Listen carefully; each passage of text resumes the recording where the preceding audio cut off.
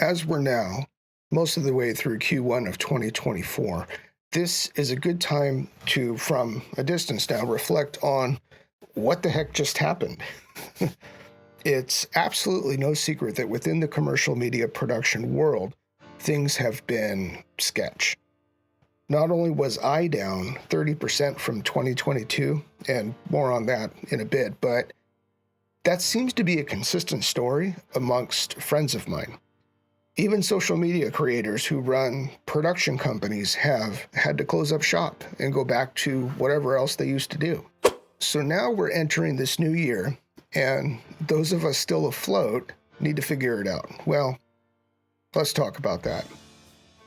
Now that I've had this couple months to reflect, it's obvious to me that there are 3 lessons to take away from 2023. Things that, whether they be unique to that period of time or not, inform us how best to right the ship going forward. First thing is first, though, and then we'll get into the 3. We need to understand how and why the market has gotten to where it is. COVID screwing things up is an understatement, right?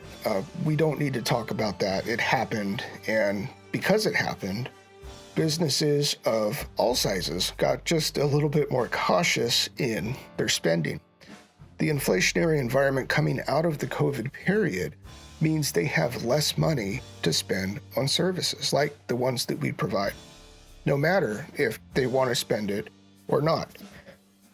That is critically important, that distinction is, because that means you can't sell your way into providing bigger and more expensive production packages. Your clients, they truly just don't have the money to spend on it. So, number 1, however you're currently doing things, you need to figure out a way to do it at least 25% more efficiently. Maybe that means rolling out with fewer crew members for what I primarily do, real estate media. Maybe that means really getting out of your comfort zone and changing your workflow. Some of this can be accomplished with gear.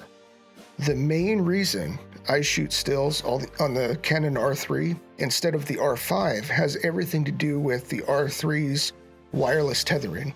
That slight bit of increased speed on the R3 allows me to work with what may seem an insignificant difference in speed on the day, but it adds up to hours per year. Same thing is true for video production. Many cinema and ENG cameras now have autofocus. That means you don't need a focus puller to man that B cam anymore. Tiny 32-bit float transceivers with built-in backup recording certainly won't replace a dedicated boom operator, except for when they do. Get more efficient, because even when you do, that inflation's a bear, and it's going to keep on costing your business more and more money. There's only so much of that you can pass on to clients, so you also need to get more efficient yourself. Number 2, regarding gear, stop the gas. See what I did there? Gas, number 2. But wait.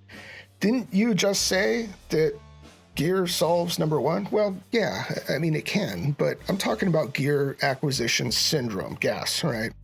I'm talking about the shed full of grip gear that I have, where thankfully I've been selling a lot of it lately, that I don't even remember half of what I've got in there. I poke around in there every few months. I don't need that stuff on the daily. Don't even really need it in the truck for a just-in-case situation. That's why it's in the shed and not in the truck to begin with. Look, we live in a world where the most successful YouTube videos around this space, the camera space, are gear videos, and the most successful of those are videos about new, hot products. And yes, some of those products will be a good fit for your business, but not most of them. We, the collective we, need to be more discerning about which of these things we actually need to make money. If you are a hobbyist with too much money, heck, go for it.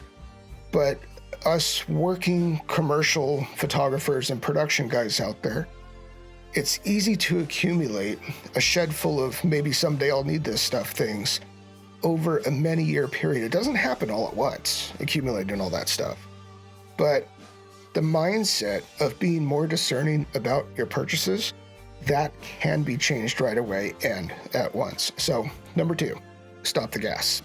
Number 3, and you'll notice this is the first time we're going to talk about generating more business. Make your client focus be keeping the clients you already have. Wait, you say, not new ones? Not SEO, not salespeople, not blast marketing? No, let me explain.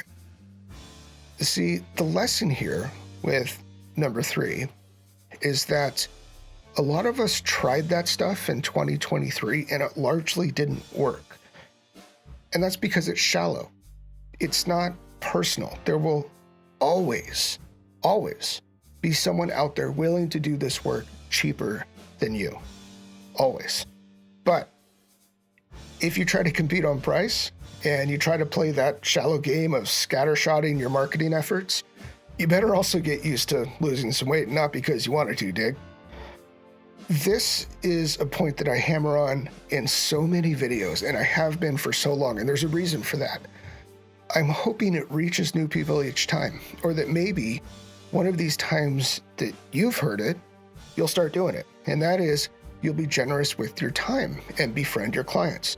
There are so many good things about this, and they aren't just all for your benefit. Your clients get better work out of you as well when there's social skin in the game.